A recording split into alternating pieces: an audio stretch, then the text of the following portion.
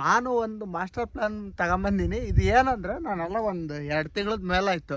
Plastic ಚೀಲ, ಗೊಬ್ಬರ ಚೀಲ ಅವೆಲ್ಲ ವೇಸ್ಟ್ ಆಗಿರ್ತಾವಲ್ಲ, ಅವನ್ನ ಯಾವ ರೀತಿ ಯುಟಿಲೈಸ್ ಮಾಡ್ಕೊಳೋದು ಅನ್ನೋದು ನಾನು ಭಾಳ ತಲೆ ಉಪಯೋಗಿಸಿ. ನೀವು ಇಲ್ಲಿ ನೋಡ್ಬೋದು, ಇದು ವೇಸ್ಟ್ ಗೊಬ್ಬರ ಚೀಲ. ನಾನೇನು ಮಾಡಿದ್ದೆ, ಹಗ್ಲೆಲ್ಲ ಗುಣಿ ಮಾಡಿದರೆ ಮತ್ತೆ ಅದು ಹುಲ್ ಬೆಳಿತೈತೆ ನೀರು ಬಿಟ್ಬಿಟ್ಟಂಗೆ. ಅದಕ್ಕೆ ವೇಸ್ಟ್ ಗೊಬ್ಬರ ಚೀಲ ಇದ್ವಲ್ಲ, ಏನು ಮಾಡೋದು, ಮನೆಗೆ ಇಟ್ಟರು ಕೊಳಿತವೆ, ತಿಪ್ಪಿಗೆ ಹಾಕಿದ್ರು ಕೊಳೆಯಲ್ಲ ಗಿಳಿಯಲ್ಲ. ಅದು ಎಂದಿದ್ರು ಭೂಮಿಗೆ ಹಾನಿಕರ ಅನ್ನೋದು ನನಗೆ ಗೊತ್ತು. ಆದರೆ ಕಳೆ ನಿವಾರಣೆನೂ ಮಾಡ್ಬೇಕು ನಾನು.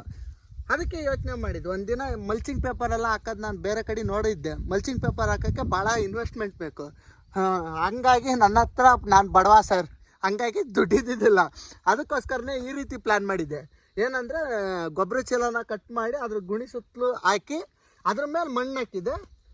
ಅದ್ರ ಅಡಿಗೆ, ಚೀಲದ ಅಡಿಗೆ ಡ್ರಿಪ್ ವೈರ್ ತಂದೆ. ನೀಟಾಗಿ ಎಲ್ಲ ಚೆಕ್ ಮಾಡ್ಕೊಂಡು, ನೀರು ಹೋಗ್ತೈತೆ ಇಲ್ಲ ಅಂತ ಚೆಕ್ ಮಾಡ್ಕೊಂಡು ಇದನ್ನ ಹಾಕಿ ಮಣ್ಣು ತುಂಬಿನಿ.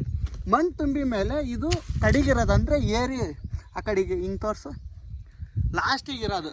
ನೀವು ಯಾವುದೇ ತೋಟ ನೋಡಿರ್ಬೋದು, ಕಡಿಗಿರೋ ಗಿಡಕ್ಕೆ ನೀಟಾಗೆ ಅಂದರೆ ದಗಿಗೆ ಗಿಡ ಅಷ್ಟು ನೀಟಾಗಿ ಚೆನ್ನಾಗಿ ಬರೋದಿಲ್ಲ. ಇಲ್ಲಿ ನೀವು ನೋಡ್ಬೋದು, ಈ ಗಿಡದ ಬಡ್ಡೆ ತೋರ್ಸು ಮಗ.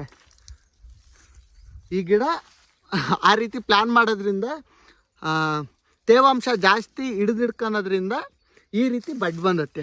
ಇದು ಕಾರಣ ಏನಂದರೆ ರಸದಿಂದ ಅಲ್ಲ, ಕಸದಿಂದ ರಸ ಇದಕ್ಕೆ ಅನ್ನೋದು.